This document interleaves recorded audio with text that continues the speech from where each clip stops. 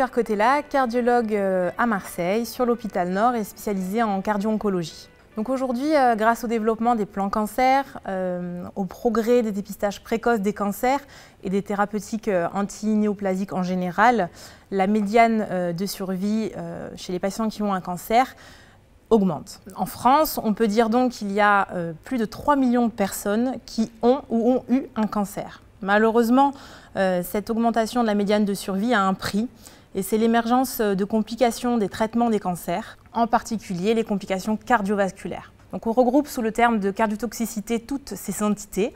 Donc il y en a plusieurs, les cardiomyopathies toxiques qui sont les plus connues. On en parle quand il y a une baisse de la FEVG d'au moins 10 points avec une valeur inférieure à 50%. Mais il y a aussi l'ischémie myocardique par athérosclérose accélérée, l'hypertension artérielle ou les troubles du rythme. On parle de complications cardiovasculaires et de cardiotoxicité lorsqu'il apparaît ces complications ou lorsqu'elles aggravent une pathologie cardiaque sous-jacente. Donc c'est ainsi qu'est née une nouvelle spécialité transversale, la cardio-oncologie. Le cardio-oncologue, qui a des compétences en cardiologie mais en oncologie, va pouvoir prévenir, dépister et prendre en charge les complications cardiovasculaires en lien avec les complications du traitement des cancers, et c'est le plus important, sans en compromettre l'efficacité. Donc il y a de nombreuses guidelines qui sont sorties, donc les dernières en 2016 par l'ESC, ce qui montre que c'est une spécialité en plein essor. Donc comment est-ce qu'il va falloir suivre ces patients? Eh bien sûr, le suivi va être adapté à chacune des molécules et au risque propre du patient en fonction de ses facteurs de risque cardiovasculaire, puisque ces patients qui ont un cancer du fait de l'augmentation de l'espérance de vie sont des patients qui auront également des facteurs de risque cardiovasculaire. Le suivi le plus consensuel, le plus étudié est celui des anthracyclines, toutes ces molécules qui terminent par rubicine et qui donnent une des complications les plus graves que sont les cardiomyopathies toxiques. La base de ce suivi va être un suivi longitudinal.